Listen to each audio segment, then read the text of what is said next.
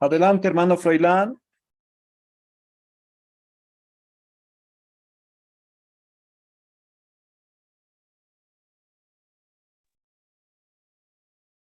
Muy bien, nuevamente muy buenas noches. ¿Cómo están, hermanos? Mi nombre es Froilán Laina Jacopa. Vamos a compartir esta sesión y las tres siguientes, esta nueva temática que está planificado en el curso, ¿no? Gracias, en primer lugar, por la invitación, hermano Román, y también agradecerles y expresarles mi gusto, mi alegría por poder compartir con cada uno de ustedes, hermanas y hermanos. Bien, entonces vamos a empezar. Voy a compartir.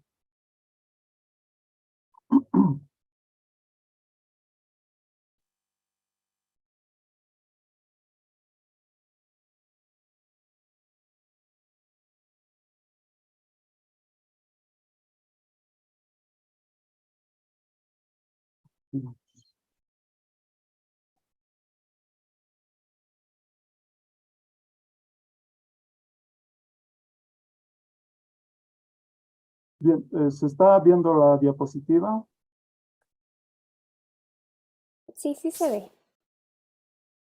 De acuerdo, muchas gracias. Bien, a medida que vayamos avanzando, vamos a poder conversar también en cualquier parte de lo que vayamos compartiendo y así nos vamos a ir conociendo. Ya, bien, la temática es abordar desde la filosofía. Mucho se ha dicho que nuestros idiomas se han quedado, lamentablemente, por la intervención colonial de varios siglos. Nuestros idiomas, aymara, quechua, uru y otros idiomas de la región andina, se han quedado estancados en su desarrollo, diríamos, y no se ha podido potenciar en convertirse de términos, de palabras, en conceptos, categorías de reflexión filosóficas. Hay esa crítica, ¿no?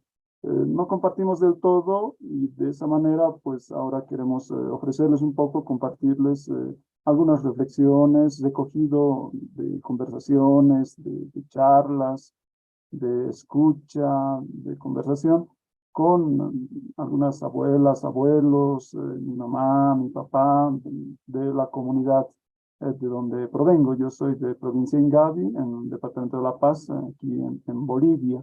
Entonces es más focalizado en la parte aymara. Es desde ahí que se intenta recoger algunas categorías básicas sobre el conocer. Ya vamos a ver un poco, no es tan fácil traducirlo como conocimiento, o peor, como epísteme, ¿no? Hay otros contenidos desde la semántica propia de la Aymara que nos permitiría reflexionar cómo es que conocemos, o mejor, adquirimos la sabiduría desde lo Aymara. Eso es un poco el objetivo ya de estas sesiones. Claro, vamos a estar siempre, sobre todo hoy día y la siguiente, vamos a estar en constante conversación sobre la epistemología tradicional occidental que viene desde Grecia y luego en toda Europa y la epistemología analítica actualmente en Estados Unidos, sobre todo, ¿no? Entonces vamos a estar constantemente refiriéndonos a ello para poder dialogar, discutir, para no tampoco estar repitiendo cosas que allá ya se habría dicho y nosotros estaríamos simplemente copiando, digamos, repitiendo. Entonces, merece nomás la pena poder considerar todo lo que allá se ha avanzado. Ya, eso es un poco. Y en las dos últimas sesiones, sobre todo, ya vamos a entrar más a lo propio. Y ahí quiero lanzarles varias de las hipótesis que, ya bueno, desde el año pasado, un par de años que venimos trabajando esto, y hay nuevas cosas también, ¿no? Después que se ha publicado algunos artículos, un libro, se viene un segundo libro también, específicamente sobre esta temática desde lo aymara, ¿no? La sabiduría, el conocimiento desde lo aymara. Eso es un poco el objetivo, entonces entraríamos a ver. Entonces, si estamos hablando de epistemología,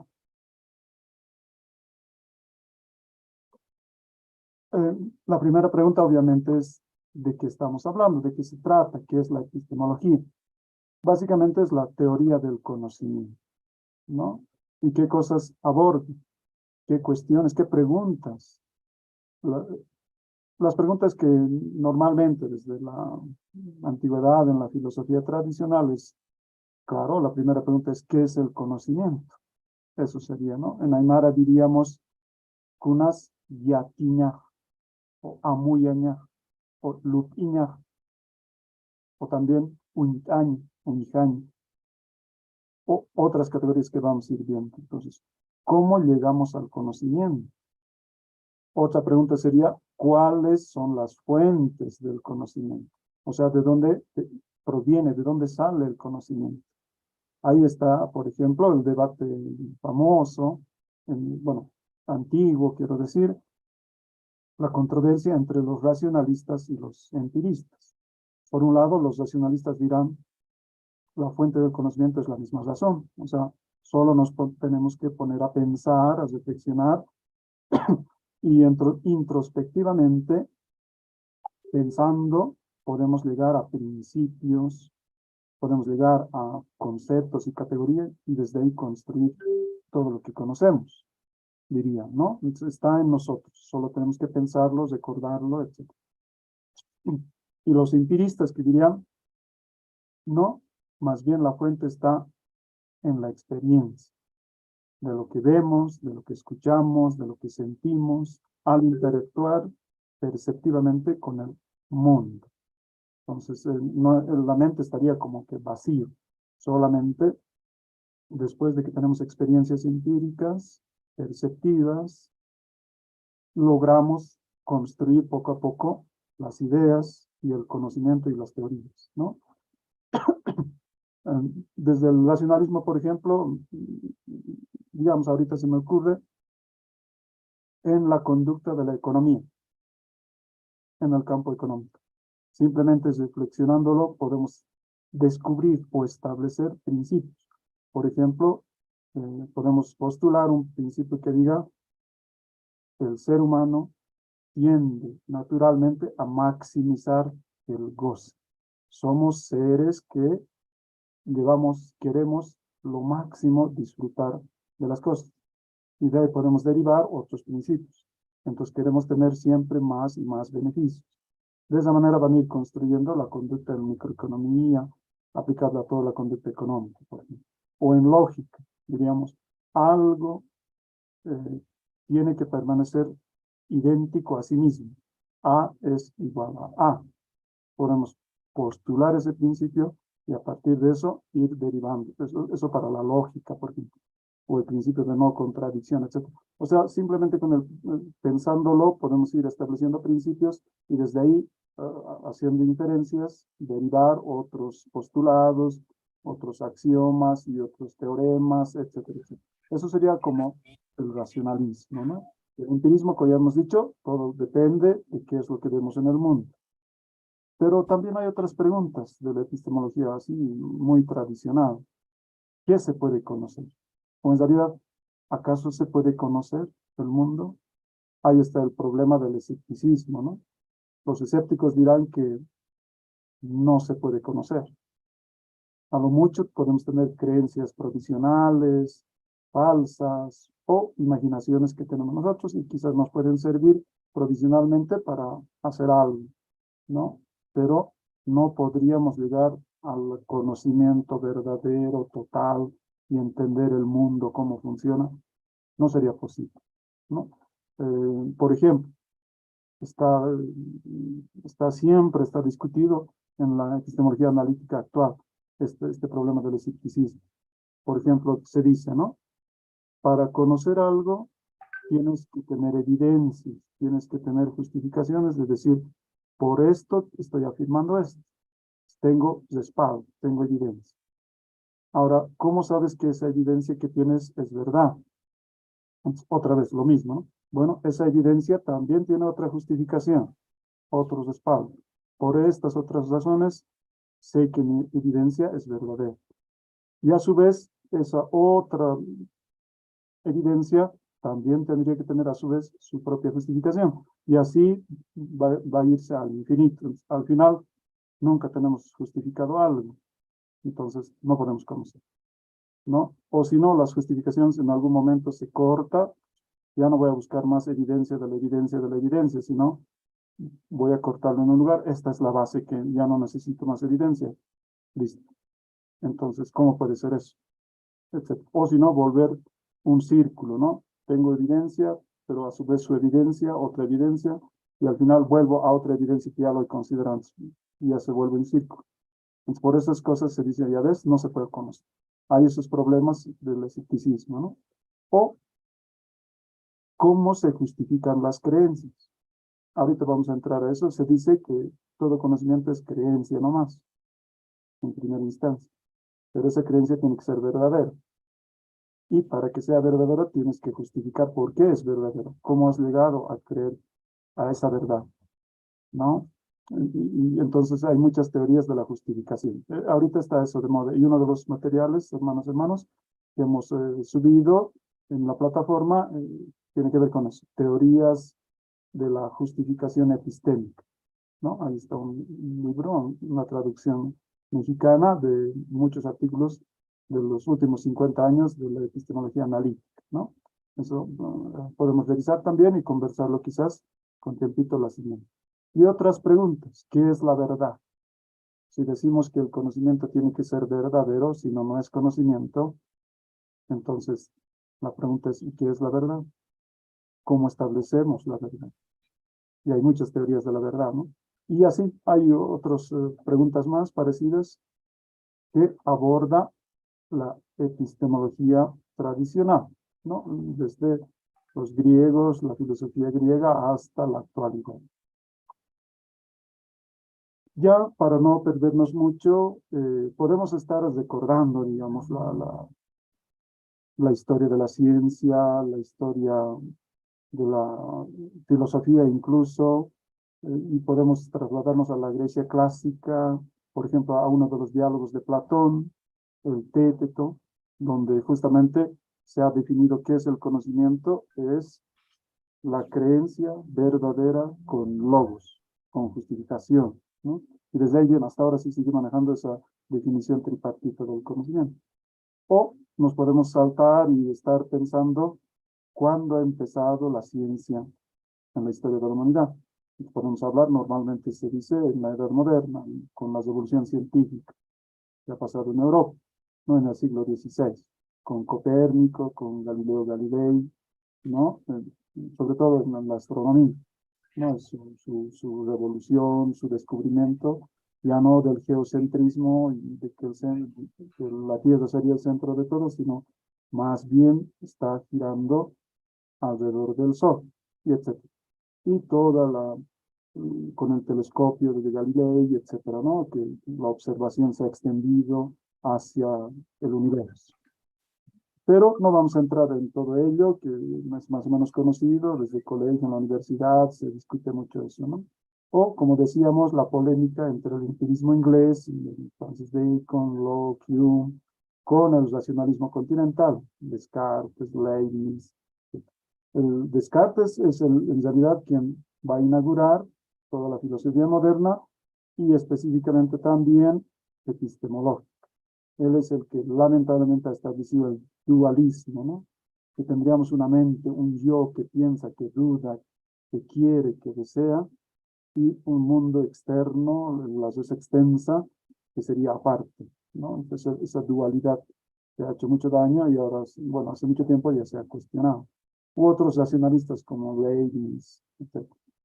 O podemos estar también entrando un poco al idealismo alemán, ¿no? Kant, este gran pensador alemán, va a seguir siendo hasta ahora, y no solamente en teoría del conocimiento, en epistemología, sino en filosofía práctica, ¿no? En ética,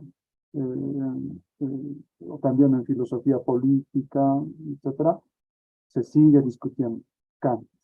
O Hegel mismo, ¿no? Su fenomenología del espíritu, que ahí está, que es cómo llegamos a la conciencia, al conocimiento absoluto de todo. cómo la conciencia parte desde la percepción, ¿no?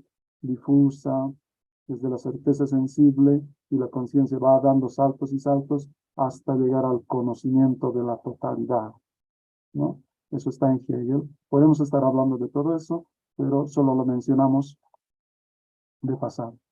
Lo cierto es que desde la filosofía es recién en el siglo XIX y sobre todo en el siglo XX que se ha reflexionado seriamente sobre qué es el conocimiento científico, ¿no? La ciencia, en este caso, entendido como demostración experimental de teorías. Eso es recién a mediados de los 1800 se ha llegado a esa definición, comprensión, digamos, de la ciencia. Y en el siglo XX, claro, conocemos todo lo que es el Círculo de Viena, ¿no? El neopositivismo o empirismo lógico. Se fijaba más de que qué es lo científico, tiene que ver sobre todo con enunciados verificables directamente en la realidad, ¿no? Enunciados observacionales y públicamente verificados. Eso es. Y desde ahí se podía armar teorías axiomatizadas de cosas no observadas. Eso es un poco. No vamos a entrar mucho en ese debate porque ya es conocido, pero lo tenemos en cuenta para reflexionar también desde lo aymara cómo estaríamos haciendo, dialogando con todo ello, ¿no?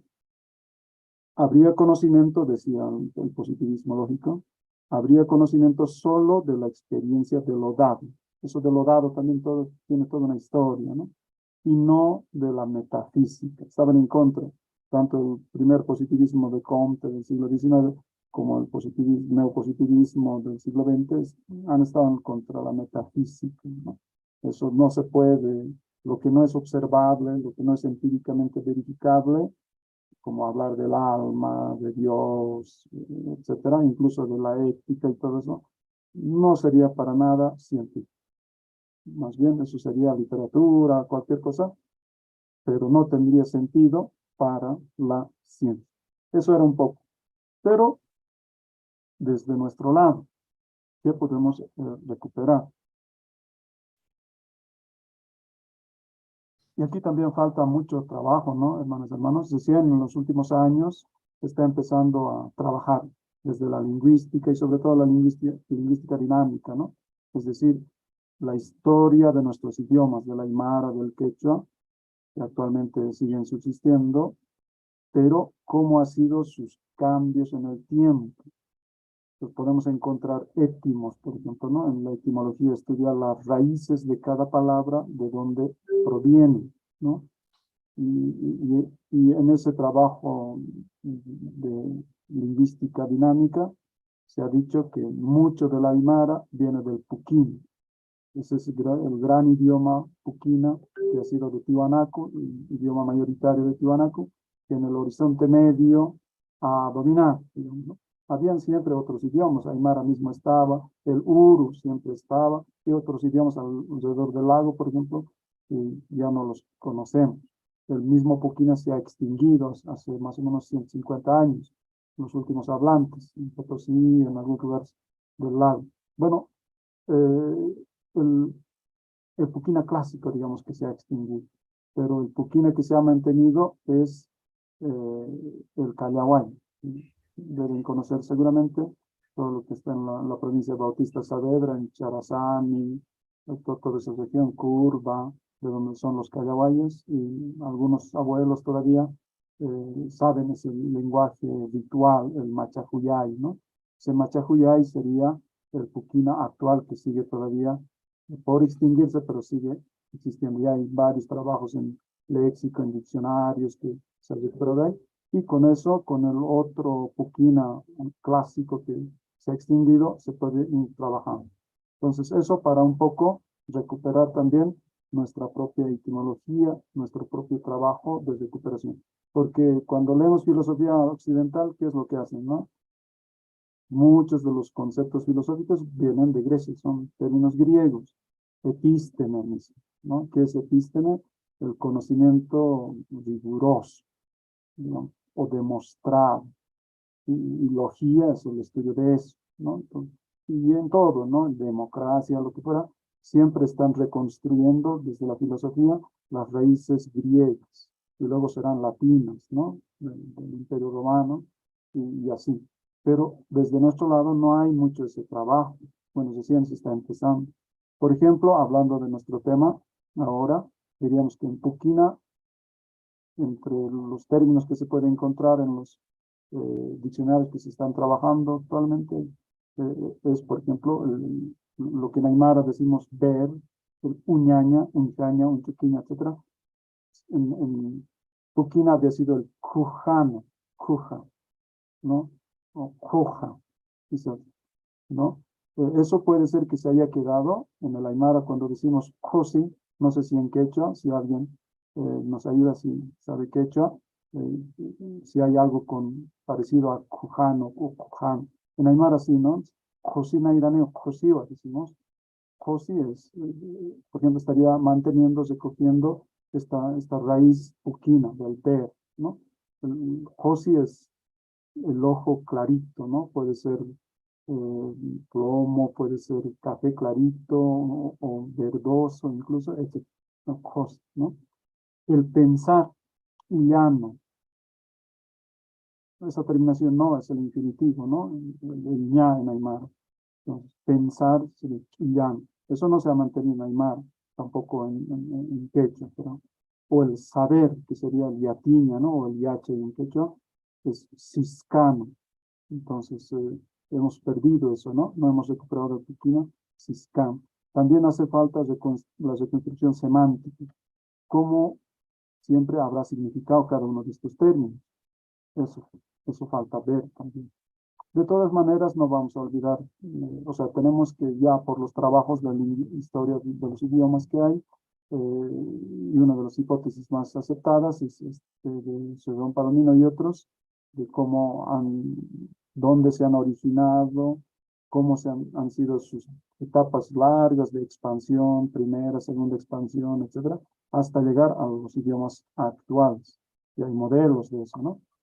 Y, por ejemplo, en ese marco podemos decir que el Aymara, eh, hacia el año 600 después de Cristo, ha sido vehiculado, ha sido expandido por la cultura o civilización Wari. Wari es el contemporáneo de Tiwanaku, ¿no? En todo se parecían, ¿no? Tiwanaku era, claro, los grandes monumentos solo están en Tiwanaku, pero las figuras por ejemplo, del Contiki en la Puerta del Sol, los seres alados y todo eso, en Wari era igualito. Entonces, han compartido mucho seguramente en religiosidad, en ideología, etcétera, de manera que en su iconografía es muy parecido, ¿no? No vamos a entrar mucho por ese lado, pero decimos que hacia el año 600 después de Cristo, o desde el 500 quizás, lo que había pasado, esta sería la segunda etapa de expansión del Aymara, ¿no? Lo que había pasado es que el Aymara, el proto-Aymara, diríamos, porque se clasifican como en esas grandes etapas de la evolución de nuestros idiomas, ¿no? Una cosa es el Aymara, el quechua actual, pero el proto-Aymara, proto-quechua es otro. Tenía otras voces, las raíces eran las mismas, pero digamos sus terminaciones, etcétera, eran de otra manera. Ya se ha reconstruido también ese proto-quechua, el proto-Aymara, ¿no? Pero incluso más antes, el pre-proto-Aymara, pre-proto-quechua, así. Entonces, pero en la segunda etapa de expansión, el Aymara habría dominado al proto-quechua, que estaba más al norte, en la sierra centro-norteña peruana, ¿no? Y lo ha remodelado, lo ha amoldado el Aymara al quechua, ¿no? Y gracias a ese fenómeno de convergencia, ¿no? De amoldamiento del Aymara al quechua, es que los dos idiomas se parecen, ¿no? Muchos de los léxicos se parecen. Ya tiña es ya chay, ¿no? Luraña, ruay. Ese parecido léxico es gracias a ese fenómeno de amoldamiento, ¿no? También el isomorfismo, o sea, la forma, la sintaxis también se parecen, ¿no? Entonces, eso es gracias a ese fenómeno de convergencia entre el Aymara y el quechua que se ha dado por varios siglos con Wari en esa época, ¿no? pero eso era más al lado del Huari, en cambio, y al norte, ¿no? En cambio, al sur se ha chocado, por decirlo así, con toda esta región del lago y más allá al sur, con el Puquín. Y ahí se ha establecido como las dos lenguas en contacto. Y durante muchos siglos, más o menos por 800 años, ha habido esa convivencia entre la Aymara hacia la costa, digamos, hacia el lago, el Puquín. Ahí. Entonces, de ahí que podemos decir que en una convivencia tan larga, de ahí se explica que muchas de las palabras aymaras provienen del Puquín. Por ejemplo, para hablar de lo nuestro, ¿no? Del conocimiento. La verdad se dice checa, ¿no? Es checa, en aymara. Pero también está así en quechua, checa.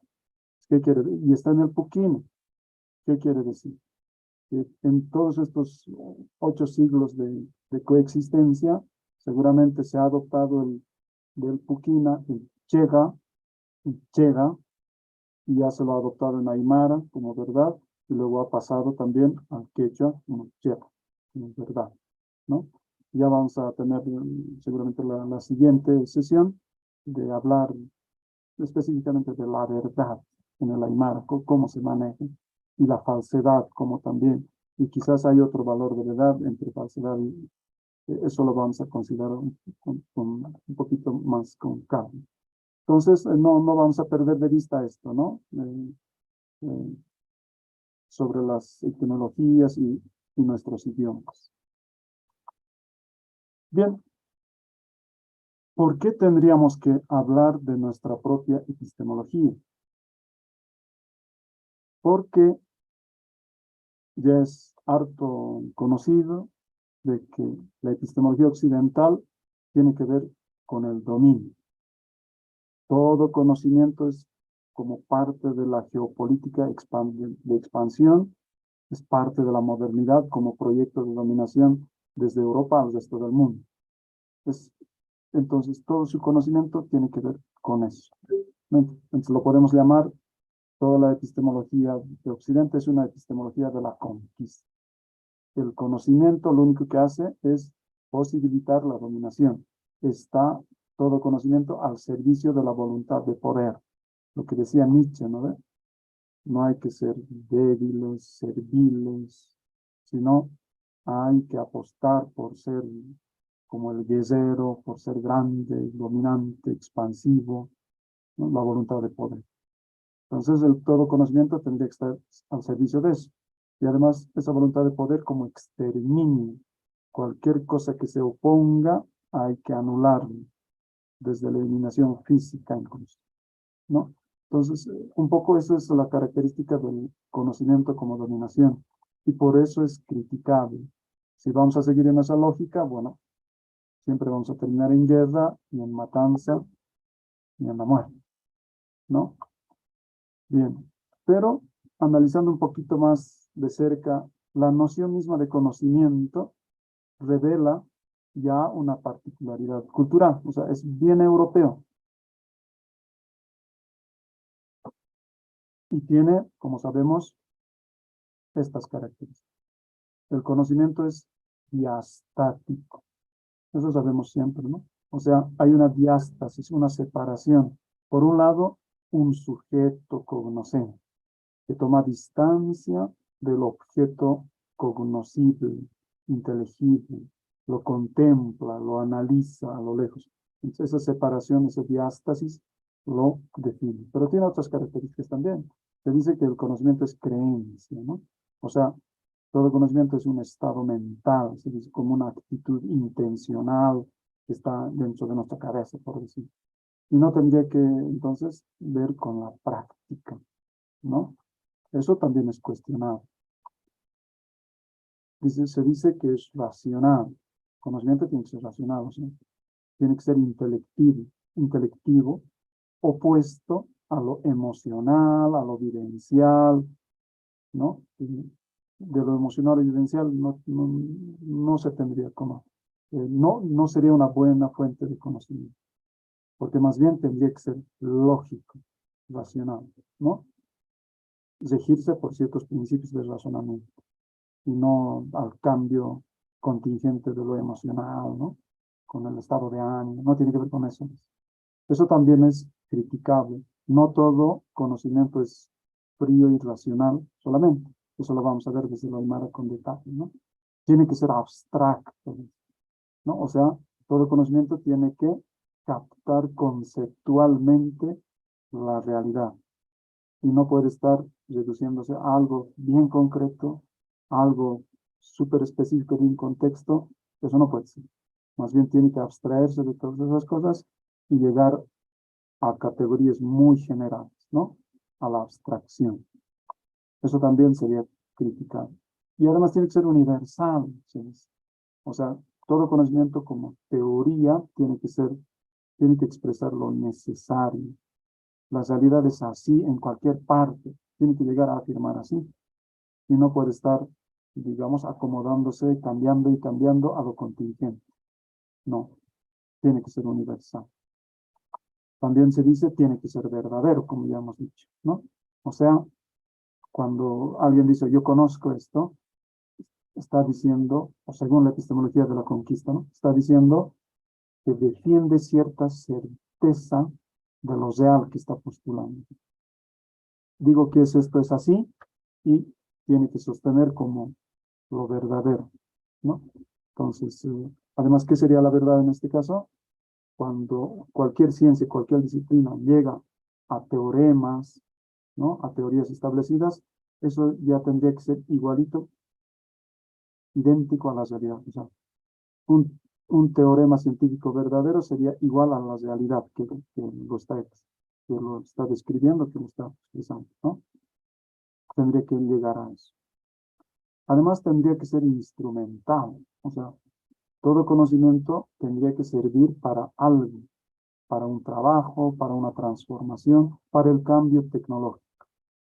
Aquí, por ejemplo, ya podemos estar reflexionando de que toda la revolución científica del siglo XVI, ¿no? Desde la astronomía, la matemática, etcétera, eh, lo, ¿por qué ha surgido? Por la demanda, por el interés comercial, porque muchos de los comerciantes, o sea, para la actividad económica, para la expansión del mercantilismo capitalista, en servicio a eso es que la ciencia ha empezado a descubrir cosas, ¿no? A descubrir sus teorías.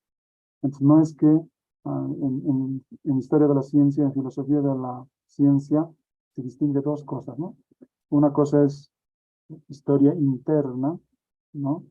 Es decir, que el conocimiento internamente, solo por refinar una teoría, hacer teoría pura, reflexión pura, conocimiento por el conocimiento, eso sería lo interno.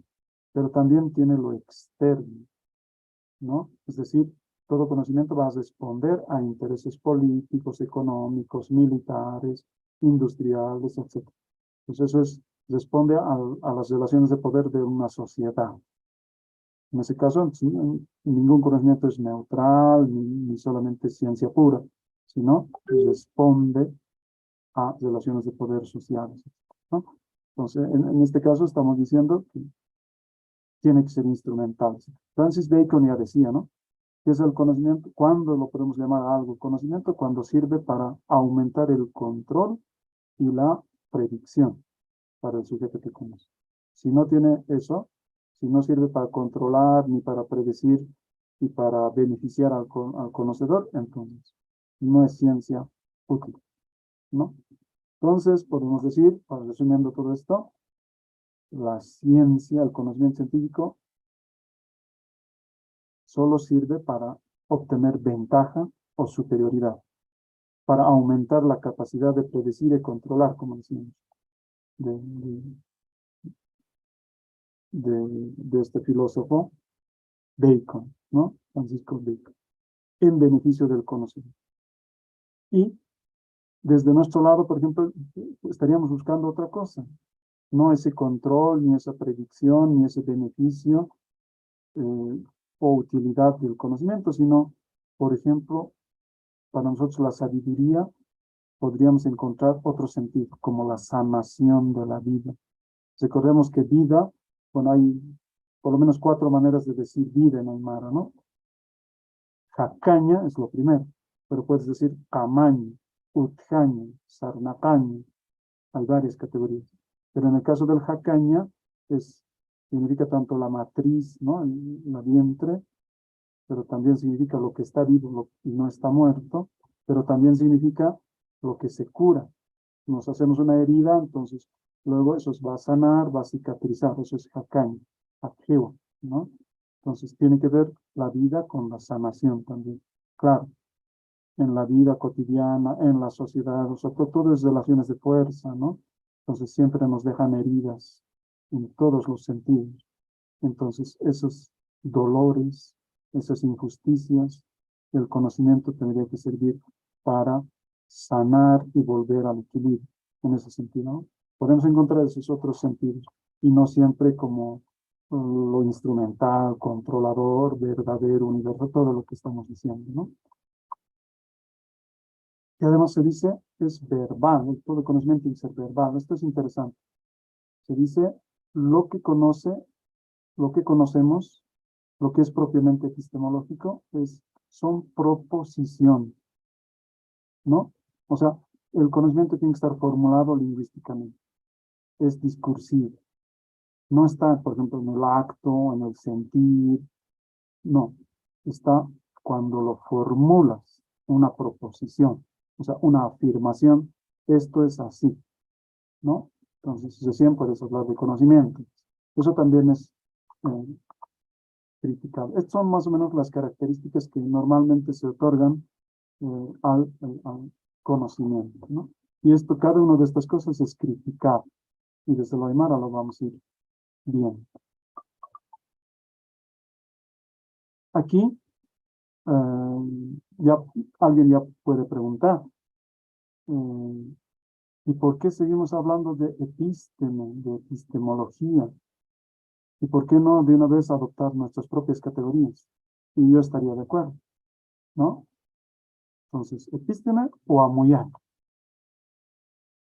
Pues hay que ir al amuyán, al comprender, al yatín, al saber. ¿Por qué? Porque de lo que se trata es de liberarse del pensamiento colonial, del pensamiento del amo, del que nos ha dominado, ¿no? Liberarnos de la razón colonial, ¿no? Y lo que tenemos que hacer, y creo que éticamente corresponde eso, es retomar la sapiencia, la cognición desde el Pach, desde el Hak. ¿Qué implica eso? Ya no estamos diciendo el ego cognoscente, el sujeto cognoscente, es otra cosa decir, es el Hak el que va a obtener sabiduría. ¿Y cómo lo va a hacer? Eso es lo que estamos intentando trabajar, ¿no? Porque muchos nos hemos acostumbrado al castellano y a las teorías tradicionales en el colegio, en la universidad. Es decir, el conocimiento es lo que ya hemos dicho en la anterior diapositiva, ¿no? Pero otra cosa es como hack, cómo conoces o tienes sabiduría como hack. Y además, en medio de la pacha. ¿Qué implica eso epistémicamente? ¿No? Entonces, si aceptamos eso, obviamente estaríamos diciendo que muy diferente a las leyes que explican lo que ocurre en la realidad objetiva y que siempre son para dominarla, categorías que son de la ciencia occidental, no se adecúan a nuestro contexto, nuestra cultura aymara. Entonces, en nuestros pueblos pueden encontrarse indudablemente otros fundamentos de la sabiduría, ya no de la epístola, ya no del conocimiento, ¿no? Distinto a la diástasis que hemos dicho, a la razón, a la abstracción, a la universalidad, a la verdad incluso, a la medición y al control instrumental, sino con otros fundamentos, más apegados a la observación activa, por ejemplo, ¿no? Eso es el ver. La observación es una actividad activa, perdónenla, la repetición, pero es constructiva. Enseguida o en la siguiente sesión ya vamos a ir viendo con detalles, ¿no? Entonces, la sabiduría tiene que ver también con la reflexión libre, el pensar libre, el lupín. También tiene que ver con la acción sabia, el yatina, precisamente. O también con la orientación juiciosa, ¿no? El amuyani. Todas estas características son otros fundamentos que están fuera ya de la totalidad de la modernidad, ¿no? Y para lanzar como un adelanto, ¿qué categorías vamos a considerar, ¿no? En la percepción vamos a trabajar la categoría del uñaño, ¿no? Esa es la del uña en realidad, ¿no? Porque el ña es el infinitivo, el verbo, ¿no? El que verbaliza. Uña es el ver, el observar, el mirar, ¿no? También la memoria, el antaño, o el muspaño. Es interesante el muspaño, ¿no? Es la admiración, el sorprenderse. O también la otra categoría, artaño, es decir, despertar, algo que no tenía importancia o no nos dábamos cuenta, pero ahora abrimos los ojos, abrimos la comprensión y hay nuevo saber al que ahora nos dedicamos, ¿no? El artaño. Pero no solo eso, el saber cómo hacer algo, el yatín, o el identificar algo que nos es familiar, una persona, un utensilio, etc. O este que a mí me gusta mucho más y me parece más profundo, a ver como dicen ustedes, el amuyani, la comprensión de la totalidad, podemos decir, ¿no? Pero tiene varias características interesantes.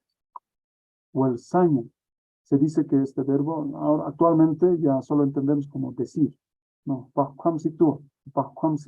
Él dice, él me ha dicho, o sea, al decir lo estamos diciendo, pero hay libros que nos enseñan que este verbo tenía un componente intelectual, significaba algo como pensar o algo como intuir, tenía un componente cognitivo, intelectual, pero ahora se ha reducido como san, ¿no? Decirnos, el lupiño, que es el pensar, el reflexionar, el razonar, ¿no?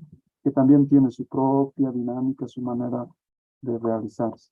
Y todo eso en el Chuyima, decimos que está anidado.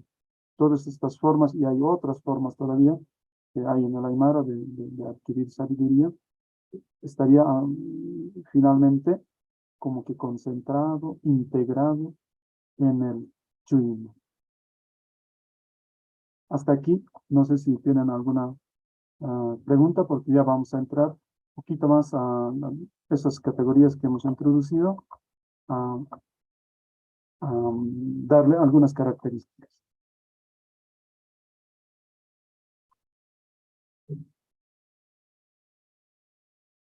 Profesor,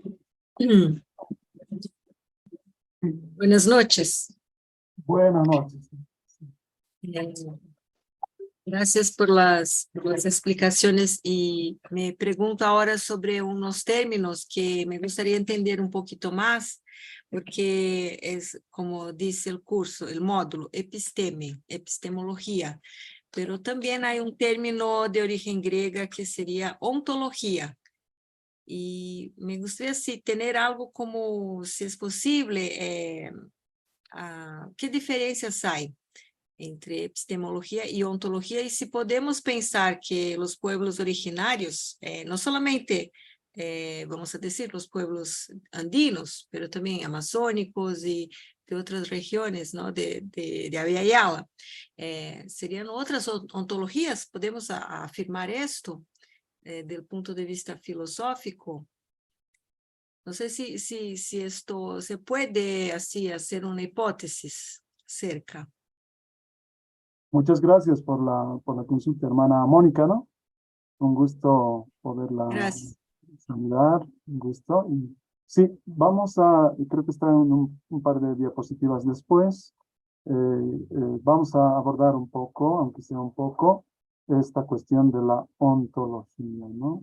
Es decir, si bien la epistemología aborda la cuestión de cómo algún sujeto cognitivo adquiere el conocimiento, pero el conocer es pues sobre algo, ¿no ve? ¿Qué es lo que se conoce? La realidad, el mundo. Entonces, ahora, ¿qué es el mundo? ¿Qué es la realidad? ¿Cómo sabemos que la realidad es real? O quizás no es real, quizás solo son abstracciones, proyecciones de nuestra mente, quién sabe. Entonces, eso de preguntarse, ¿y qué es la realidad? ¿Qué es el mundo? ¿Qué es la existencia? ¿Qué es todo lo que hay que es posible de conocer? El ser. Y todo eso es la ontología, ¿cierto? Y evidentemente desde lo aymara es muy interesante, ¿no? Podemos partir reflexionando desde el verbo nomás, el verbo ser. Es muy interesante ver que no tenemos el verbo ser en aymara. El kai hay en el quechua, ser, ¿no? Pero en aymara se dice que era el cancan. Pues todo eso lo vamos a ver enseguida, sí se puede abordar. Y además, si nos da el tiempito, podemos reflexionar también sobre todo esto. Ya estamos un par de décadas desde la antropología, todo el giro ontológico que se ha llamado, ¿no? Una cosa es el mundo desde la perspectiva humana, pero todos los demás seres, los animales, incluso las plantas, tienen sus propios mundos. Cada animal tendría su punto de vista, tendría su mundo, y a nosotros nos verían también de otra manera, quién sabe, o de manera humana, quién sabe. Entonces, si nos da el tiempito, podemos reflexionar también sobre esos lados. Pero ya vamos a entrar sobre esa cuestión de la ontología, ¿no? Entonces, para un poquito más ampliar estas categorías del saber o de la sapiencia, yo preferiría decir, ¿no? Porque estamos diciendo que el conocer tiene esas características que ya hemos dicho, ¿no? Entonces, no, es muy particular, es muy europeo, esa manera de ser abstracto, de ser diastático, de ser universal, de ser verbal, de ser creencia, etcétera. Todo eso, además, el conocimiento es al pretender ser universal, es violento. Quiere definir la realidad solamente de una manera, ser universal, encontrar algo uniforme. Todas esas características nos parece que son contradictorios con otras maneras de entender. Por eso preferimos hablar sapiencia, tratando de traducir ya no conocimiento tan riguroso, tan científico a la occidental, sino recuperando en este caso la cultura aymara, ¿no? Entonces podemos ir desglosando un poquito. En el nivel de la percepción, ¿no? De los objetos sensibles del mundo, en aymara también tenemos categorías, ¿no? Por ejemplo, del ver, de la visión, es el uñaña, como decimos. Y el del oír, del escuchar, sería el isaña. En aymara hay como que dos maneras de decir, ¿no? Istaña y ischuquiña, pero el ta y el chuki ya son sufijos, entonces la raíz habría que ser isa, ¿no? Isaña, eso seguramente era así en el proto-aymara, ¿no? Para el oír. El tocar, ¿no? El sentido digamos, de la piel, yamcaña. Hay otras palabritas también, ¿no? O el oler, el muquina, o el probar, mallín, ¿no? Entonces, pues solamente para hablar de los 5 sentidos, sabemos que ahora sabemos que existen muchos otros sentidos. Esto para la exteriocepción, tenemos los clásicos 5 sentidos, pero para la interiocepción, para sentir desde lo muscular y todo lo más hacia el interior del cuerpo, hay otros sentidos. Eso no está trabajado todavía, pero podemos al menos mencionar esto para la exteriocepción. Entonces, estas categorías de la percepción, lo que vamos a trabajar más es con el uñaña, dijimos, ¿no? Hay 30 o más de 30 maneras de ver en el aymara. Vamos a llegar a eso en la última sesión seguramente. Y cada una de esas maneras de ver también tienen sus propias modalidades. Es muy interesante eso, ¿no? Pero de momento solo diremos que estos modos de percepción, los sentidos, están referidos al ambiente físico que nos rodea, ¿no? Eso sí. Y hay otros sutiles diferencias con el ver, por ejemplo, el jamiaño, ¿no? O sea, más o menos de ocultas, estar vigilando algo. Eso es el jamiaño. Interesante ese otro término también. Eso sería en la percepción. Pero una vez que tenemos la experiencia perceptiva, mentalmente se genera otro. Ahora, esto con cuidado, por favor, eso de cuando digo mentalmente, también es discutible, porque estamos volviendo al mentalismo de Descartes, ¿no? Es decir, de que supuestamente tenemos una mente en nuestra cabeza desde donde pensamos, ¿no? Y proyectamos las cosas que están externo a nosotros. Ese dualismo hay que abandonarlo. Desde la misma filosofía occidental ya se ha abandonado. Entonces, con cuidado eso, ¿no? A veces muy fácilmente debe ser el efecto del colegio, de la universidad. Estamos muy acostumbrados a decir, tengo en mente, mi mente, o sea, como si fuera algo interno, ¿no? Una proyección. Entonces, eso no es así, ¿no? Pero de todas maneras, desde la filosofía de la mente, es toda una rama también, ¿no? En filosofía occidental, la filosofía de la mente. Nosotros podemos contraponer a eso, decir la filosofía del Chuin, o la sapiencia o la sabiduría del Chuin. En realidad, así tendríamos que hablar, ya no de la filosofía de la mente, ¿no? Pero de todas maneras, desde la filosofía de la mente se dice, se habla de los qualia, ¿no? Una cosa es la percepción, pero cuando tienes la experiencia subjetiva de lo percibido, entonces sientes cosas en cada percepción. Al apreciar los colores, al escuchar una melodía o cierto sonido, al olfatear, al saborear algunas cosas muy sutiles. Entonces, esas experiencias subjetivas que sientes, que supuestamente está en la mente, pero debe estar en el chuima más bien, se puede expresar en emociones, ¿no? Son los estados conscientes actuales. El problema de la conciencia es todo un lío también, ¿no?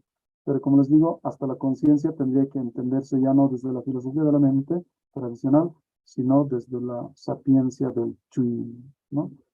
¿La conciencia de qué? ¿No? De sentir un escozor, por ejemplo, de sentir las tonalidades, o el mismo pensar, se supone que está ocurriendo en la conciencia, ¿no? No hay palabras en Aymara para decir eso, pero habría que reflexionar un poco. La memoria, decíamos, ¿no? El antaño. Esto también es bien interesante de reflexionar. Aquí no está previsto abordarlo, pero todo el muy interesante cuestión del tiempo, cómo se entiende el tiempo en el Aymara. Es el Pacha, ¿no? Me voy a saltar lo que seguramente todos conocen, que el pasado está delante de nosotros, Nairas, ¿no? Es lo que ya se ha visto, y el futuro atrás, lo que todavía no estamos viendo.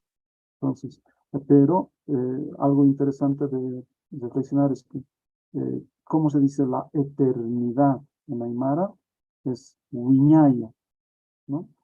Lo que no tiene un principio, no tiene un fin, es Wiñaya, pero no es lineal, ¿no? No es lineal, porque Wiña, esa sería su raíz. Wiña quiere decir, significa, es alguien que está en mi misma época. No quiere decir alguien de mi misma edad, eso sería Mita. Nada Mita News, Mita sería alguien que es de mi misma edad. Pero no se refiere a eso el Wiña, sino incluso no puede estar ni a mi lado, ni lo puedo conocer, no está junto conmigo, puede estar en otro lugar, pero está en mi misma época, es coetáneo. Entonces, quizás la eternidad significa la simultaneidad de todos los tiempos, ¿no? Eso es lo que quiero decir. Y si eso fuera así, tendría mucho sentido cuando estamos hablando de la memoria como antaña. Esa misma palabra antaña significa tanto recordar el pasado, ¿no? Lo que ya hemos visto, lo que ya hemos vivido, pero ese mismo antaño también significa acordar, decidir algo para el futuro. Entonces, se podría llamarlo como, es una memoria estipulante, ¿no? no solamente lo que nos ha pasado, ¿no? Un recuerdo personal o de nuestro pueblo, etcétera, sino al mismo tiempo cuando en una asamblea estamos recordando qué vamos a hacer ahora, qué proyecto vamos a aprobar. Entonces, Kunst Antañan, entonces esa misma palabra es pasado recuperado y futuro acordado desde el presente. Se conectaría, ¿no? La eternidad como simultaneidad, como la presencia o lo presente de todos los tiempos, y la memoria ahí se conectaría perfectamente, ¿no? Habría coherencia, digamos. Otros aspectos. Esto Por desde la... favor, una duda Sí, solamente, profesor, sobre esta memoria sería entonces circular. Yo no le escuché muy bien. ¿Sería este término que se puede decir? sí, podría ser Gracias. circular. Si lo conectamos Pacha como Pachacuti, o sea, el tiempo que se torna, ¿no? Ahora, es interesante también el famoso retornar del tiempo, el Pachacuti. Aunque Pachacuti en toda la colonia está registrado como fin del mundo, así, eso era el significado que tenía, ¿no? Pero sabemos que tiene que ver con el orden puesto de nuevo, algo así, ¿no? Eso sería el origen. Pero cuando hablamos de Pachacuti, el Cuti no solo tiene un sentido, no es solo volver a los pasos por donde has venido, porque eso sería un sentido. Pero Cuti puede ser Kutjaña, como doblar una esquina a algún otro lado, Kutitataña, ¿no? Es decir, recuperar algo que se estaba perdiendo, como revivir, por ejemplo, o Kutjataña, eso sí sería volver por donde has venido, sí sería como eh, la reversa, ¿no? Pero ahí, como les digo, hay 50 sufijos y justamente nos vamos a llegar después, que le dan muchos diferentes sentidos al Kut. Sería como circular, pero ese circular podría ser espiral, podría ser retorno no al mismo instante o al mismo pasado, sino a otro círculo. O sea, habría muchas cosas. No quiero entrar en esos detalles, pero sí podría ser uno de los sentidos el circular, ¿no? Pero aquí quiero llamar la atención simplemente que en coherencia con la copresencia de todos los tiempos, la memoria también trae el pasado, pero define el futuro también. La misma palabra antaño, ¿no? Eso es. Y luego decíamos, lo que como meditación se conoce, ¿no? Desde la filosofía tradicional, en Aymara también hay, pero tiene como que dos categorías bien interesantes, ¿no? Por un lado, el asombro, cuando uno está contemplando el mundo o está escuchando en medio del ruido, puede estar concentrándose en un ruido particular, ¿no? Está escuchando muchas cosas, pero le llama la atención algo, como una focalización, pero se queda quieto, se queda, digamos, reflexionando, asombrado. Eso sería el muspaño, ¿no? Entonces, pero tampoco es un ensimismamiento, un decir como papar moscas, por decir, ¿no? Que a veces suele tener ese sentido, darle esa traducción al español, pero tiene muchas, ¿no? Es mucho más profundo, ¿no? Te impulsa a indagar, a cuestionar, etc. Entonces, ahí estaría el muspaño. Desde la filosofía se habla de la intuición, ¿no? Que de repente se te ilumina, que de repente tienes una convicción completa, inmediata. No has seguido un procedimiento metódico, sino como que muy rápido has llegado a una solución, digamos, ¿no? Entonces, todas esas cosas que se habla de la intuición, en Aymara también algo cercano podría ser como una inspiración, un despertar, el artán, ¿no?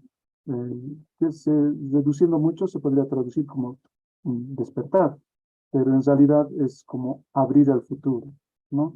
Algo que nadie daba importancia, lo desconocía, no lo veía, entonces lo que no se veía, ahora se puede ver, lo que no se pensaba, ahora se puede pensar, lo que no se entendía, ahora ya lo puede tener claro. En ese sentido es el Paraftaño, ¿no? Es una apertura a una decidida dedicación de hacer algo para el futuro, más o menos, ¿no? Por ahí sería el Paraftaño, ¿no? O el Richari, creo que es en quechua, ¿no ve? Pensar lo impensado. Ahora, en otros aspectos, en cuanto ya a la capacidad práctica del sujeto, las aptitudes, hay también, por un lado, podemos hablar de cosas implícitas, ¿no? O sea, ya no son conscientes, explícitas, de poder explicarlo, sino casi automáticamente nos habituamos a cosas. Y el famoso ejemplo es las reglas gramaticales, ¿no? Pues un hablante de la Aymara no tiene que explicarte primero, es que mi gramática Aymara así dice, la sintaxis dice que el verbo tiene que ir al final, que el sujeto está al medio, que los adverbios están al fin, o sea, no tiene nada que, no tiene por qué estar explicando, lo habla y listo, ¿no? Hay una aptitud, una capacidad implícita de esa forma de saber también está, ¿no? Pero cuando ya es explícito, ahí tenemos una categoría, el yatín, el saber cómo, así se lo ha abordado en la filosofía, ¿no? Es decir, un saber procedimental, saber hacer algo, ¿no? Tampoco es la operación práctica, sino el yatín incluye abstracción, incluye teoría. Entonces, quizás la famosa unión de teoría y práctica que se hablaba antes, eso estuviera concentrado en el yatín, ¿no? El saber hacer algo. Capacidades prácticas, habilidades, pero también lo intelectivo, ¿no? ¿Y de cómo sale? De participar en hacer algo, en luraño, que es hacer. Ya lo vamos a complejizar y detallar un poco más. Ahora simplemente estoy lanzando qué características tiene, ¿no?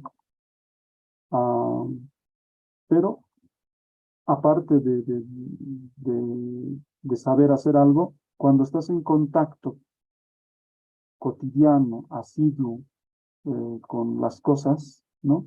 Utensilios en la cocina, herramientas en el trabajo, las personas con los que día a día, tanto en la familia o en el trabajo, donde sean, nos llevamos juntos.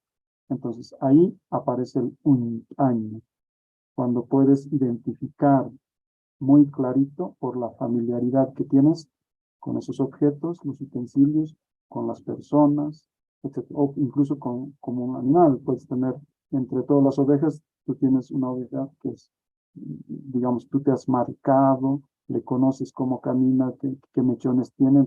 Eso estuviera expresando el año. Es parte de la observación, pero el sufijo a le da esa particularidad. Y otra dimensión sería en estas formas de conocer el captar las cualidades inteligibles que están en la realidad, ¿no?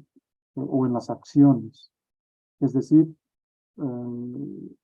el poder entender las razones por los que existen o ocurren las cosas. Un evento que está ocurriendo, no sé, un evento natural, un huracán, lo que fuera, o el río que corre, el agua que se seca, o una acción de una persona, etcétera. Todo evento que está sucediendo sucede así, de esa manera, y no de otra manera, porque está en un acontecimiento mucho más grande, ¿no? Entender todo ese suceso, ¿no? ¿Por qué sucede de esa manera y no de otra manera? O entender su significado, qué sentido tiene ese suceso para la naturaleza o para nosotros los humanos, eso es el amuyaño, ¿no? Entender, comprender la globalidad de un suceso, ¿no? Puede ser de hechos generales, causales, como la explicación científica, o la comprensión del sentido, en el sentido de la hermeneuta, ¿no? Eso es el amuyaño. Pero también puede ser el decir, ¿no? La opinión. Eso era en la Grecia, ¿no? Que es la doxa, ¿no? Hay entre las varias formas de conocimiento diferentes al epísteme, que sería el conocimiento riguroso, demostrado, justificado, llegando a sus principios, sus fundamentos. Eso sería el epísteme. Pero todo el conocimiento que no llega a ese nivel de rigurosidad solo sería una mera opinión, una conjetura, una presunción. En Aymara eso quizás lo podemos entender desde el saña, ¿no? Saña kipi, se dice. Puedes decir nomás, pues. O sea, es fácil hablar en ese sentido de saña, ¿no? Decir. Hay también eso, pero les decía hace rato que ese verbo saña había tenido antiguamente un sentido más intelectivo. Ahora lo hemos reducido al decir, nada más, ¿no? Alguien me ha dicho esto, no, me ha avisado esto. Entonces, eso es. Pero está muy cercano a la antigua definición de la opinión. Y luego llegamos al pensar, ¿no? Es decir, a la reflexión que el sujeto en su fuero interno, vamos a decir, aunque tenemos mucho cuidado en discutir eso de lo interno-externo, pero de todas maneras se refiere al pensar, a la reflexión, ¿no? A lo hipotético que puede estar, o virtual que puede estar haciendo un sujeto, la imaginación. Una cosa es lo que estoy percibiendo y lo que me parece, pero lo puedo imaginar de otra manera. Eso es el look-in, ¿no? Razonar, planificar, imaginarlo de otro modo, pero lo más potente del look-in es que no se limita a la lógica bivalente clásica.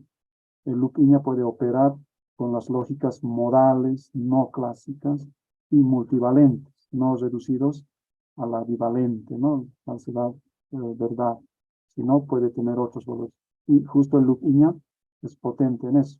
Entonces, si hay tiempo un poquito, podemos entrar a través del look-in a todas esas otras lógicas no clásicas, ¿no? Las modales y los otros, ¿no? Y tiene que ver con este look-in tiene que ver sobre incluso poder prever el pensamiento de otros. Eso es un problema tradicional, ¿no? En filosofía alemana. ¿Cómo sabes, cómo conoces la mente de otras personas? Eso es un problema antiguo, ¿no? Que sigue discutiendo así. El look-in puede darnos luces también al respecto. Que cuando abordemos específicamente la categoría look-in lo vamos a hacer, ¿no? Y lo de la creencia. Esto ya es un problema, dice la imagen. La filosofía tradicional facilito dice, el conocimiento es pues creencia. Alguien tiene que tener un juicio, una persona tiene que creerlo, tiene que estar convencido de que algo es así o no es así. Eso de convencerse, eso de tener un juicio, ¿no? O aceptar simplemente una idea, eso es la creencia, ¿no? En su mente. Pero eso es justo esa categoría, lo que no hay en Aymara, ¿no? Por ejemplo, dices, estoy esperando a alguien. Dices, estoy esperando que venga. Dices, suyas, pachani o hutaspa, hutañap suyas, esperar, estoy esperando que venga. Pero no puedes decir, creo que viene. Eso de creo que, en el sentido de tengo la convicción, pero no estoy seguro, solo que pienso que puede venir. O sea, eso no hay. Entonces, ¿eso qué nos dice? Que en Aymara no hay esa intencionalidad de una mente interno, que sería como un mapa, como una voluntad, ¿no? Como una fe que tendríamos adentro.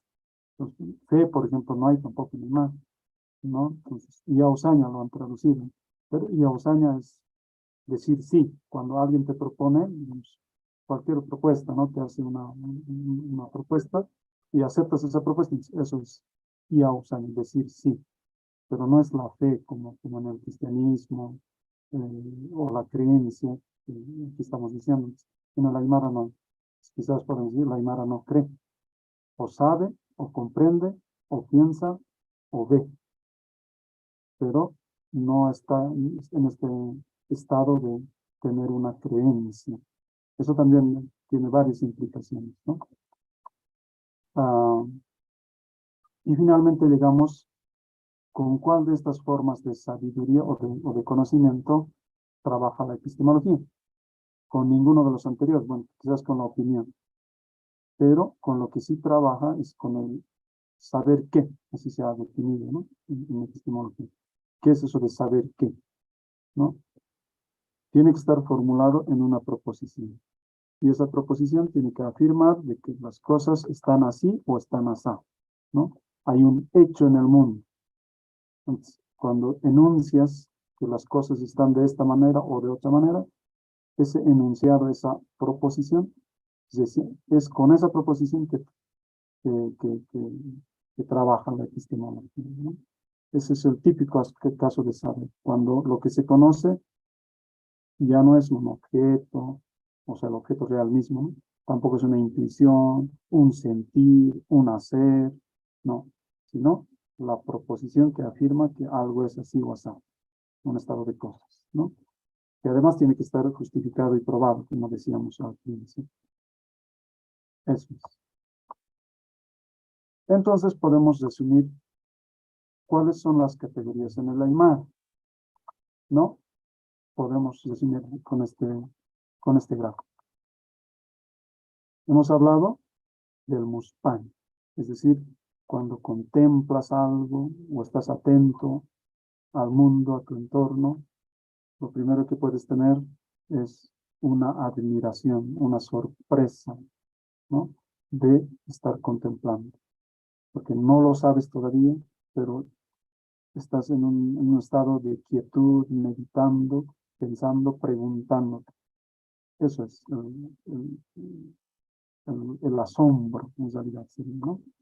Pero también está el artaña que decíamos, cuando después del asombro, de repente puedes tener se te prende el foco, por decirlo, ¿no? Entonces, lo que nadie se daba cuenta o le daban poca importancia, ni se veía, ni se escuchaba, ni se sabía, ni se pensaba, ni se entendía, ahora de repente se entiende, se habla, se sabe, o se puede saber, o es una decisión para hacer algo en el futuro, ¿no? Donde todos participan. Eso sería el artaña. Y en términos de observaciones, el uñam, ¿no? El ver. Y hemos dicho, existe también el jamiaña, el vigilar de ocultas o de un ladito, espiar. Y con la escucha tendría que ser el isañ, ¿no? La categoría de raíz, la categoría base. De la montaña, que ya hemos hablado de la memoria, en esos dos sentidos que se conectan a los tiempos presentes simultáneamente. El lupiña, el pensarlo, ¿no? El reflexionar de que todo lo que sea posible o imposible. Es una apertura radical a todo. No se cierra ni siquiera a la lógica clásica. Entonces, el mundo puede ser lo más contingente posible, no necesario de tal cual la verdadera realidad, ¿no? Puede ser cualquier cosa. Ese es el lupiña, ¿no? Y el yatiña es cuando ya sabes cómo se ha hecho el mundo, cómo la naturaleza ha producido algo, o cómo una persona ha construido un instrumento. Cuando ya sabes cómo se hacen las cosas, ahí tienes el yatín.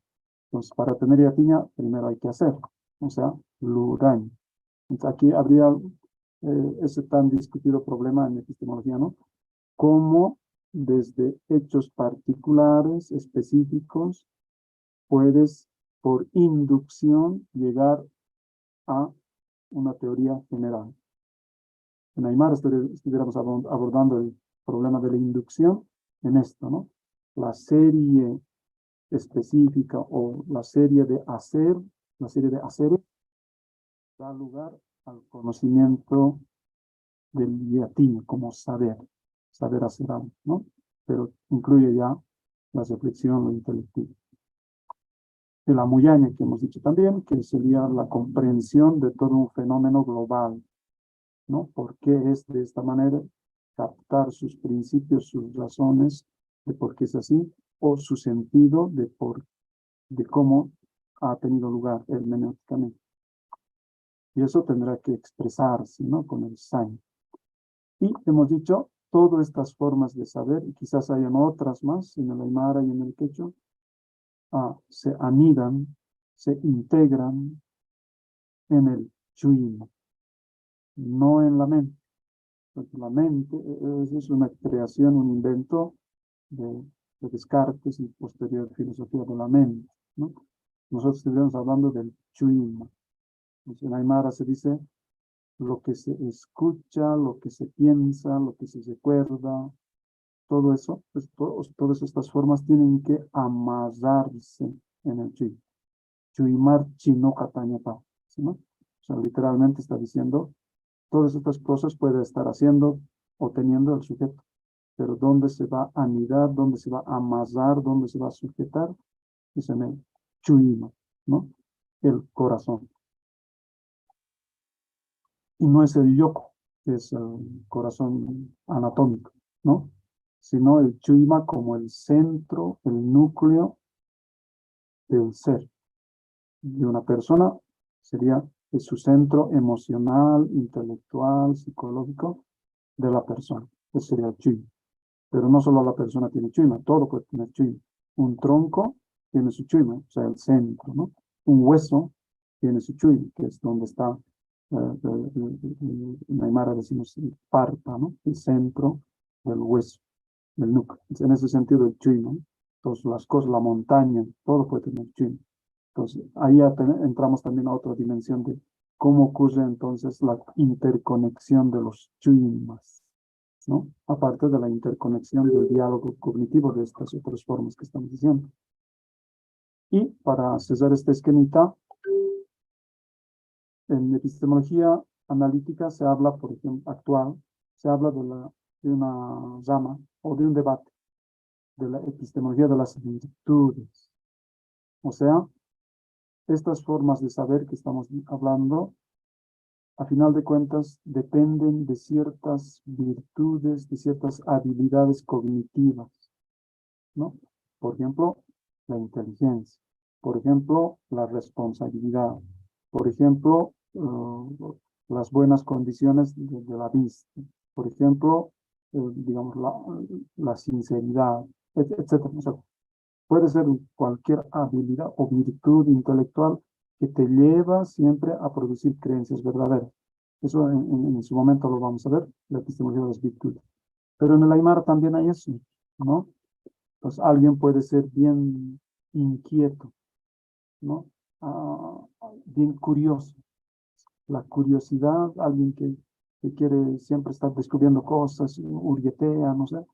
La curiosidad sería el tuji, ¿no? En el mar. O, o, o también el kapa.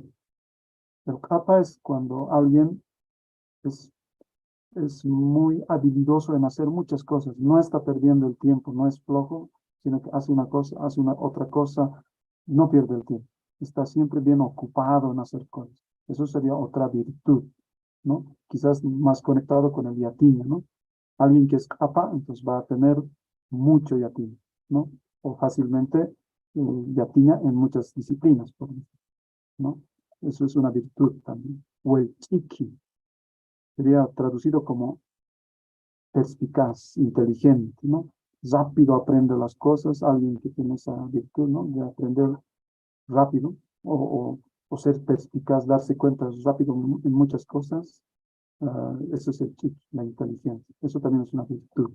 O el pico. Esto a mí me llama mucho la atención. Habría que trabajarlo como categoría. Es muy interesante porque, por un lado, es como el perito, ¿no? La pericia de aprenderse de memoria casi todo un procedimiento o de memoria toda una enciclopedia, por decir. Pero pico también quiere decir ser alegre.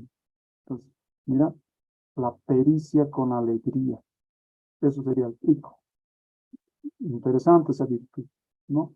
Y la alegría, ¿de dónde vendría? Quizás viene de que la pericia que adquieres lo compartes comunitariamente. Entonces, tu alegría, tu felicidad viene de eso, ¿no? Estás enseñando siempre, quizás viene por ese lado.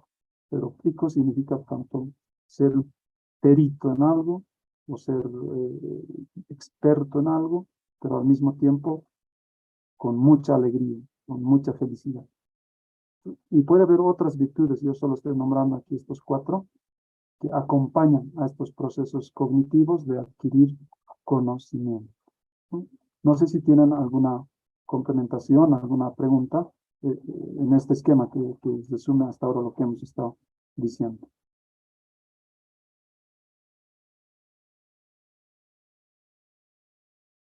Bien, entonces,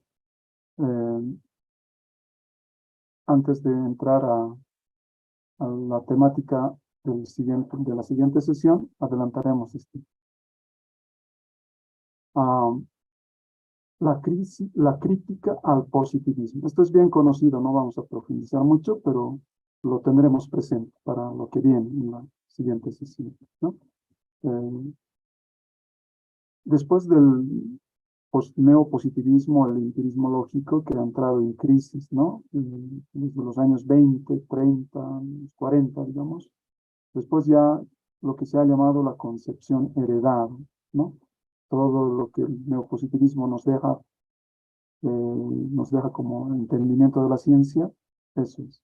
Pero esa concepción heredada proveniente del positivismo, por ejemplo, la separación entre qué es lo observable y qué es lo teórico, dice que son dos cosas distintas, ¿no? Hechos observables en enunciados particulares y teorías expresadas en axiomas universales generales. Por ejemplo, esa separación y otras características. Todo eso ha sido criticado, tanto por filósofos de la ciencia como historiadores de la ciencia. Y entre los más conocidos podemos hablar de Karl Popper, ¿no? Popper desde 1934 ha estado discutiendo, debatiendo y oponiéndose al verificacionismo del Círculo de Viena, ¿no? Y en su lugar él planteaba el falsacionismo, ¿no? El conocimiento científico no es que tiene que verificar, no se puede verificar. Lo que más bien hay que hacer es falsarlo. Entonces, dividir los enunciados de la ciencia en enunciados falsables, ¿no? O sea, ¿qué cosas de la realidad le pueden contradecir? Y si de verdad encuentras esas contradicciones empíricas, si ya lo has falsado la teoría, tienes que inventarte otra teoría. Eso es un poco, ¿no? Pero no vamos a redundar mucho en el falsacionismo, solo mencionamos.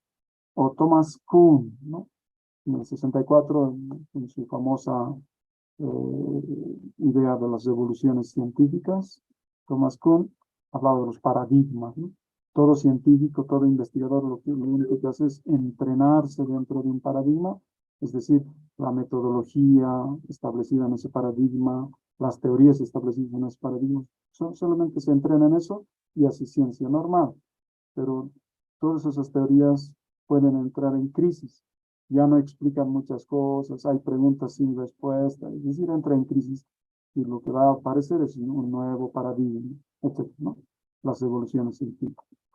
O también podemos hablar quizás de Imre Lakatos, de sus programas de investigación, o el interesante, muy interesante, Feyerabend, ¿no? El anarquismo metodológico. Es decir, no hay el único método verdadero de la ciencia, no hay eso. Puede valer cualquier método, ¿no? Entonces, vale todo. Eso también es muy interesante, hablar desde el relativismo, el anarquismo, etcétera. Pero no vamos a profundizar, solo esto es muy conocido.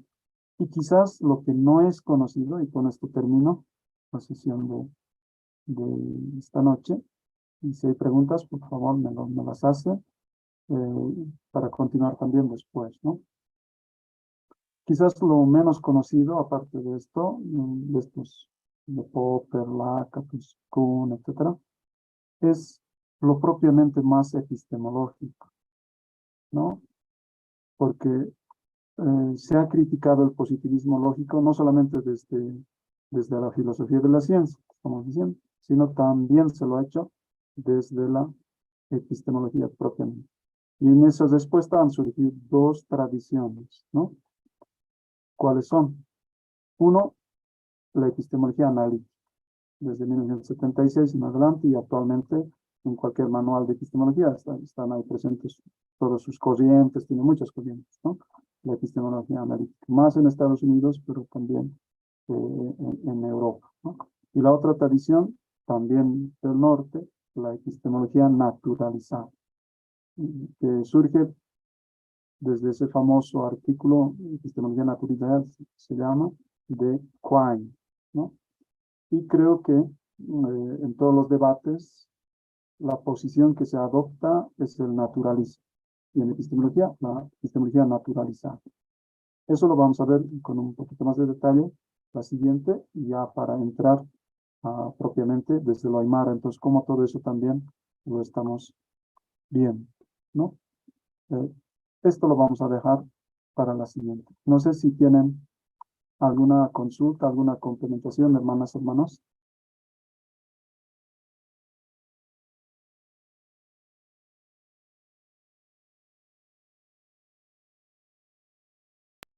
Buenas noches, profesor. Sí, yo tengo una.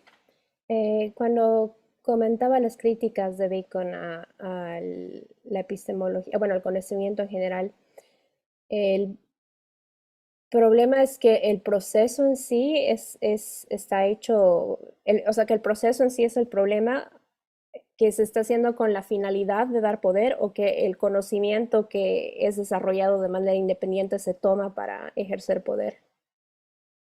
Ah, ya, muy interesante. Eso lo podemos abordar. Gracias, hermana Katia, por la pregunta. Un gusto saludarla, hermana. Eh, Igualmente.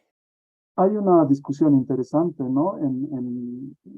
Hablando de la revolución científica del siglo XVI, ¿no? Es decir, desde Copérnico en adelante, y Galileo incluido, y muchos otros de esa época, ¿no? Por un lado, lo que en filosofía de la ciencia se llama la historia interna de la ciencia, ¿no? O sea, supuestamente el conocimiento, el avance, el progreso del conocimiento científico respondería simplemente al avance puro, digamos, interno, es decir, las propias teorías van resolviendo sus propios problemas. Entonces, sería como la ciencia avanza como un progreso puro del conocimiento interno. O sea, cada vez tiene que tener mejor coherencia, cada vez tiene que poder resolver algunos problemas de la realidad, explicarlo mejor, etc. Pero hay otro componente que se ha ido llamando como la historia externa, es decir, todo el entorno social, político, económico al que responde el conocimiento y la ciencia. Y en la época de la revolución científica que decíamos, se sabe ahora que ha sido por el interés comercial de expandir el mercado de la Europa de ese entonces, que ha estimulado este conocimiento de la matemática, incluso de la astronomía, etc., para orientarse en los viajes al nuevo océano que no conocían, etc. Y sobre todo la conexión con el centro mundial, que estaba en China más bien, y en el mundo musulmán, más al centro, ¿no? Entonces, es el interés, para resumir, ¿no? Es el interés económico de crecimiento del capital a través del comercio que ha impulsado esta llamada revolución científica. Entonces diríamos, y Bacon va a expresar precisamente ese sentimiento, ¿no? No es que hay una ciencia pura por el simple hecho de crecer en la conciencia del conocimiento, por decir, sino que tiene que responder al control, a mayor control y a mayor predicción de dominio de la naturaleza. Y Bacon lo dice eso muy explícitamente, ¿no? Que es la ciencia, es lo que te permite el mayor dominio de la naturaleza por el hombre. Y tiene que responder a eso. Si no responde a eso, pues es inútil. No tiene sentido hacer ciencia. Entonces, ¿eso qué repercusiones tiene? Hasta el neopragmatismo va a reconocer ese carácter del conocimiento, ¿cierto? Solamente podemos llamarlo verdadero al conocimiento que te ha servido para un adelanto tecnológico, para tener una mejor producción en algo o darte mejor comodidad en algo. Y si cumple eso, entonces lo vamos a llamar útil y verdadero. Y si no tiene eso, pues no sirve. Entonces, eso estamos poniéndolo en cuestión, ¿no? Porque no solamente puede tener esa finalidad, que evidentemente lo tiene, y eso lo podemos criticar desde la razón instrumental, que ya es muy conocido, ¿no? Con la escuela de Frankfurt, etc. La instrumentalización o la razón instrumental en sí, ¿no? Porque hay otros intereses cognitivos, como ha dicho Habermas, ¿no? Hay también, puede haber un conocimiento para la emancipación. Puede haber un conocimiento para, digamos, la rectitud en el sentido de la ética en la sociedad. Nosotros diríamos, puede haber conocimiento, por ejemplo, el amuyo es bien interesante, en su momento lo vamos a ver, pero para adelantar. La amuyaña es darse cuenta del fenómeno global, ¿no? Eso hemos dicho hasta el momento. Pero alguien que tenga amuyo o tenga ese entendimiento, si no está conectado con lo correcto, con lo ético, no es amuyo. Entonces, puede tener una comprensión, una explicación, por decirte, desde la ciencia nomológica. Entonces, puedes encontrar una ley de la naturaleza y eso te va a permitir explicar un hecho concreto, incluso predecir en parecidas condiciones lo que va a ocurrir. Eso tendría el amuyaña, también tendría eso. Pero el amuyaña está íntimamente conectado con lo ético. Solamente si esa comprensión, ese entendimiento te hace ir a una vida correcta, y eso de vida correcta lo vamos a desglosar en su momento, porque en ética en Aymara no solamente es lo correcto, o lo bueno, o lo justo, sino hay varias otras categorías, ¿no? Entonces tiene que estar conectado a eso. Por ejemplo, si una persona no está cumpliendo un rol ponderable, pues una persona lo puede criticar. Date cuenta, pues, qué es lo que tienes que hacer con rectitud, con justeza. Y si estás fallando en eso, entonces no tienes amor. Eso, por ejemplo, en la categoría de la muy ya no nos habla del control y dominio, más bien nos está hablando de la justeza y de la ética del conocimiento, en este caso, de la sabiduría, ¿no? Entonces, te pondría ese ejemplo para decir que hay otros sentidos y otras finalidades del conocimiento más allá de la función que le asignaba Bacon, ¿no? Eso, hermana Katy. Gracias. ¿Alguien más, quizás? Un complemento, una crítica, puede haber otras concepciones, está bienvenido, podemos conversar. Buenas noches, licenciado. Sí quería hacer una pregunta. A más de la ontología, me interesaría saber en qué punto la epistemología se separa de la gnoseología, que igual es la teoría del conocimiento, ¿cierto? Tengo entendido que la epistemología va ligada más al conocimiento científico, pero que me interesa saber en qué punto se disocia de la gnoseología. Esa es mi pregunta. Gracias. Sí, ha habido hay una discusión todavía, ¿no? En España, por ejemplo, todos los que comparten o vienen de la escuela del materialismo bueno, los buenistas en España van a decir que mejor hay que hablar de la gnosiología. Lo que ahora nosotros estamos diciendo como epistemología, ellos lo seguirán diciendo gnosiología, por ejemplo, ¿no? Tiene que ver con la etimología griega, no vamos a entrar mucho en eso, o incluso es simplemente terminología por países, ¿no? En alemán será teoría del conocimiento, ¿no? O como se llama, en Inglaterra lo llamarán eso igual, o en Francia también. O sea, son tradiciones nomás, ¿no? Pero lo que sí tenemos claro es estas cosas. A veces nociología se ha llamado al conocimiento muy general. Conocimiento esotérico, conocimiento religioso, conocimiento, por decir, intuitivo, o sea, esos grandes otras ramas, por decir, todo eso incluiría la gnoseología. Eso se ha dicho, ¿no? No vamos a abrirnos tanto, por decir, no sé cómo sería un conocimiento místico en el Aymara. No vamos a abrir mucho por ese lado, ¿no? Entonces, con epistemología estamos queriendo decir simplemente teoría del conocimiento, pero más referido al conocimiento científico, como actualmente se maneja en la epistemología analítica. Con todas las corrientes de la epistemología analítica, no es que se abren mucho como en la antigua gnoseología, digamos, ¿no? Sino cuando tratan de decir cómo se justifica una creencia verdadera, están siempre refiriéndose al conocimiento científico, ¿no? Se puede generar incluso recomendaciones a una metodología científica, ¿no? Entonces, es una reflexión filosófica de cómo tendría que ser un conocimiento correctamente producido. Eso sería la epistemología, ¿no? Normativa. También hay la epistemología descriptiva, ¿no? Como por ejemplo la epistemología naturalizada, ¿no? Entonces, eso es. Ahora, también está claro que aparte de la epistemología propiamente, como teoría del conocimiento, pero de todas maneras referido al conocimiento científico también, ¿no? Hay la filosofía de la ciencia. Eso es mucho más específico, ¿no? Es decir, eso se junta con la historia de la ciencia, ¿no? Obviamente estamos hablando de la ciencia occidental y no se abren para nada.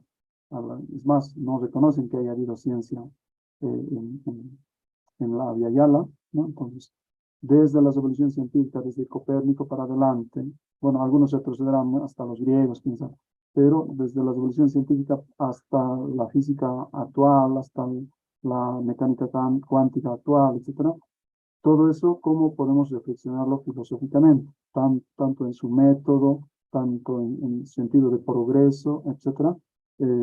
Eso sería la filosofía de la ciencia, ¿no?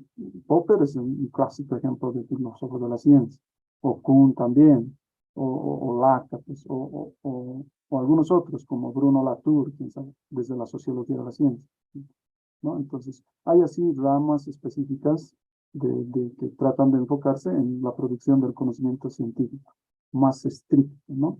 Pero como hemos dicho, hay también filósofos de la ciencia como Feyerabend que se van a abrir.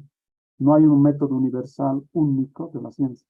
Hay muchos métodos y de diferentes características. Incluso cada cultura puede generar su propio método. Y más bien nosotros estamos siendo parecido a ese camino. Y decías también en qué momento se separa de la ontología. Eso no nos ha dado el tiempo, pero en la siguiente vamos a abordar eso de qué es todo lo que hay. ¿Qué hay? ¿Qué es el mundo? ¿No? ¿Qué es lo que todavía podemos conocer? Ahí hay toda una discusión, el realismo, por ejemplo. Desde la filosofía de la ciencia hay un debate, ¿no? ¿Qué es el realismo científico y qué es el antirrealismo? Los realistas dirán, la ciencia, todo lo que dice una teoría científica, realmente está captando la realidad de lo que está hablando. Si decimos que hay electrón, es que de verdad hay algo que es electrón. Si decimos que hay un gen, de verdad hay algo que es así en la realidad, es un gen. Los antirrealistas dirán, no, no es así. Lo único que ha hecho la ciencia es producir conceptos y esos conceptos nos permiten captar cómo funciona, cómo se mueve la realidad. Entonces, no es que existe el gen tal cual dice la teoría, sino toda teoría es un instrumento que nos permite manipular las cosas. El instrumentalismo, entonces, es parte del antirrealismo, ¿no? Hay ese debate, eso ya es en el ámbito de la filosofía de la ciencia, ¿no? Pero está tocando otra vez la ontología, ¿no?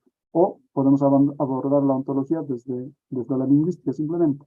Cuando tenemos una palabra y sabemos qué significa esa palabra, pero ¿cómo determinamos a lo que se refiere?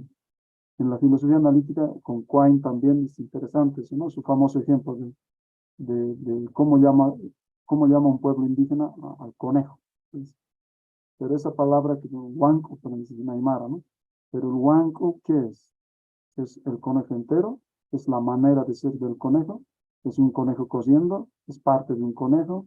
¿A qué se refiere? Además, la referencia no es pues algo puntual de una palabra en un instante, sino es todos los conejos que han existido desde que habrá aparecido el primer conejo hasta el último conejo. Entonces, el ser conejo, eso debería ser la referencia en la realidad de la palabra conejo, ¿no?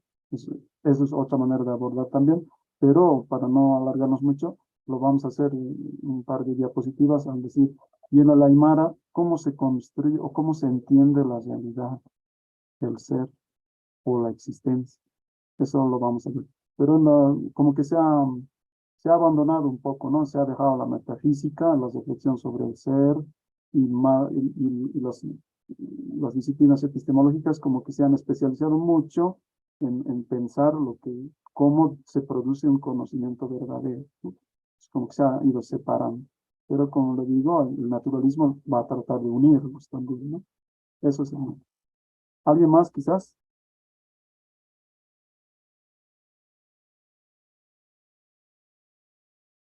Bien, si no hay, entonces yo les agradezco mucho. Un saludo, un abrazo, un jayaya a todos y que descansen. Vamos a volver a vernos el jueves, ¿no es cierto? Esperemos que puntual, entonces nos vemos. Muchas gracias. Que descansen, hermanos. Muchas gracias. Buenas noches. Gracias, Gracias. maestro. Buenas noches. Buenas noches. Gracias. Buenas Buenas noches. noches Muchas con gracias, todos. Lice. Buenas noches, muchas gracias. Buenas noches, licenciado. Buenas noches, hermano. Buenas noches. Nos vemos, se cuidan. Gracias, Lice. Buenas noches. Buenas noches.